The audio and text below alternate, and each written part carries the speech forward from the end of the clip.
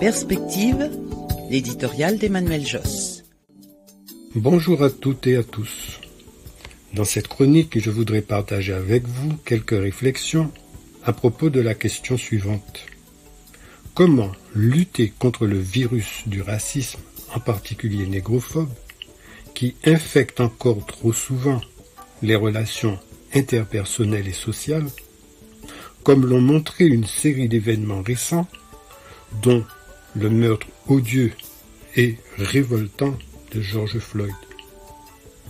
Il m'apparaît qu'il s'agit d'un processus multidimensionnel s'inscrivant dans la durée. La lutte contre le racisme passe, me semble-t-il, par une identification des comportements racistes et par une action simultanée sur ses manifestations et sur ses causes. Le racisme peut être considéré comme un comportement individuel ou collectif, consistant à manifester une hostilité systématique à l'égard d'une personne ou d'un groupe, en prenant prétexte de caractéristiques prétendument négatives de cette personne ou de ce groupe pour justifier cette hostilité. Parmi ces caractéristiques prétendument négatives, il y a notamment l'apparence physique, couleur de peau et des yeux, texture des cheveux, odeur, morphologie, etc. Et certains traits culturels, habitudes vestimentaires ou culinaires, accents, pratiques religieuses, opinions politiques, identité nationale ou locale, croyances, mœurs, etc. Les manifestations d'hostilité systématique vis-à-vis des victimes du racisme consistent notamment à les affubler de qualificatifs désobligeants, à leur imputer des pratiques déshonorantes ou atroces, à les inférioriser, à les menacer, à les agresser verbalement et ou physiquement, à inciter à la détestation, à la haine ou à la dévalorisation à leur égard, à les discriminer de façon directe ou indirecte, à les exploiter, à les exclure, voire à les éliminer physiquement.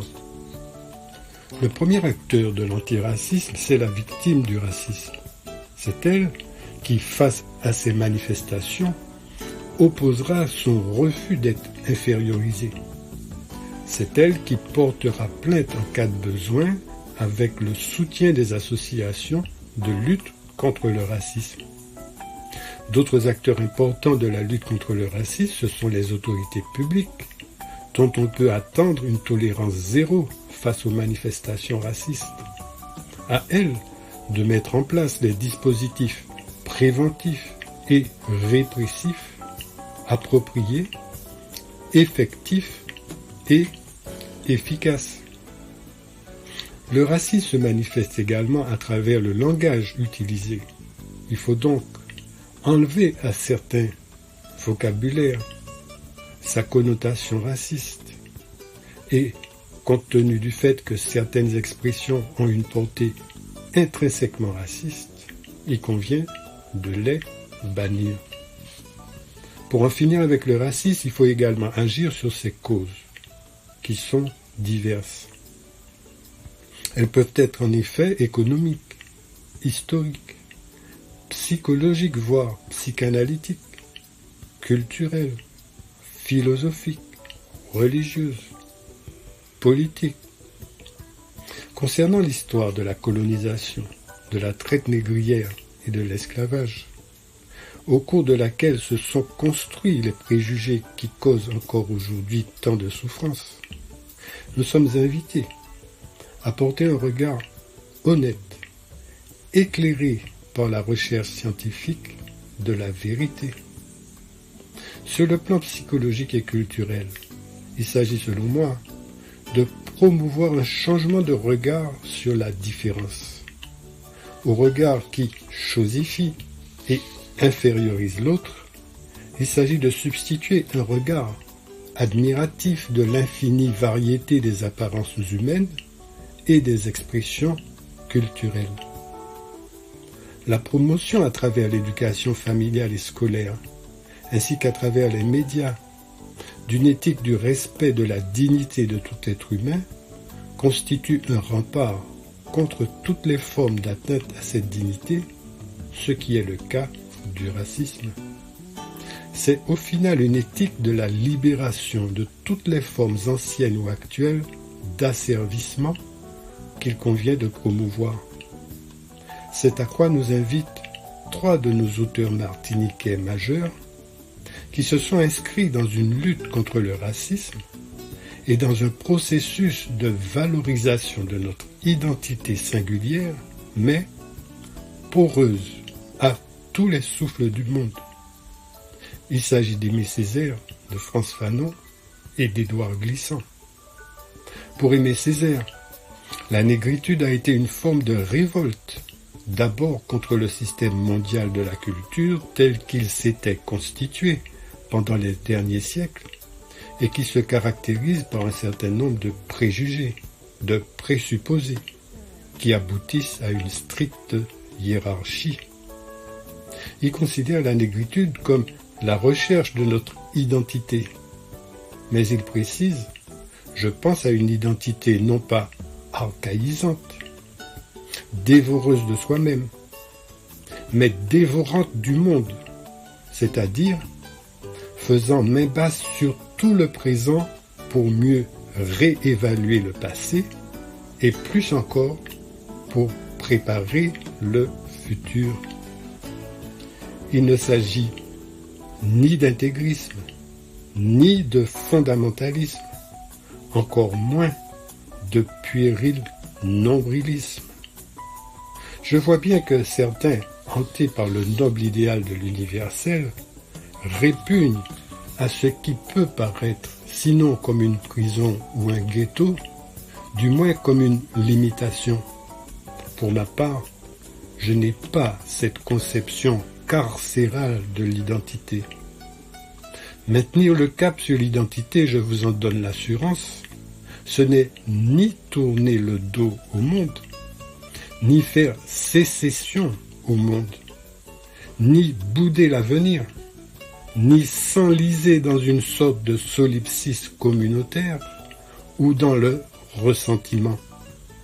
Notre engagement n'a de sens que s'il s'agit d'un réenracinement, certes, mais aussi d'un épanouissement, d'un dépassement et de la conquête d'une nouvelle et plus large fraternité. Fin de citation.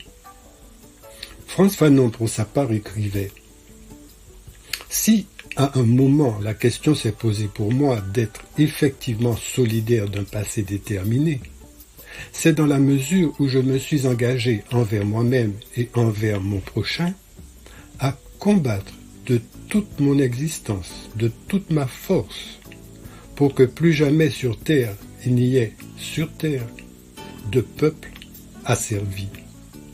Je n'ai pas le devoir d'être ceci ou cela. Je me découvre un jour dans le monde et je me reconnais un seul droit, celui d'exiger de l'autre un comportement humain. Un seul devoir, celui de ne pas renier ma liberté au travers de mes choix. Je ne veux qu'une chose, que jamais l'instrument ne domine l'homme, que cesse à jamais l'asservissement de l'homme par l'homme, c'est-à-dire de moi par un autre, qu'il me soit permis de découvrir et de vouloir l'homme, où qu'il se trouve. Et c'est au tour d'Édouard Glissant de nous dire « Autant que jamais, des masses de nègres sont menacés, opprimés parce qu'ils sont nègres, des Arabes parce qu'ils sont Arabes, des Juifs parce qu'ils sont Juifs, des musulmans parce qu'ils sont musulmans, des Indiens parce qu'ils sont Indiens, et ainsi à l'infini des diversités du monde. Cette litanie, en effet, n'en finit pas. L'identité comme racine unique donne la mesure de laquelle ces communautés furent asservies par d'autres et au nom de laquelle nombre d'entre elles menèrent leur lutte de libération. Mais à la racine unique qui tue alentour, n'oserons-nous pas proposer par élargissement la racine en rhizome qui ouvre relation? Elle n'est pas déracinée, mais elle n'usurpe pas l'alentour. Il y a là de quoi inspirer encore aujourd'hui notre volonté d'affirmation de notre personnalité individuelle et collective. Je vous remercie de m'avoir écouté. À bientôt. Retrouvez votre émission Perspective sur Radio Canal Antilles le dimanche à 9h15, le mardi à 18h30 et le vendredi à 18h30.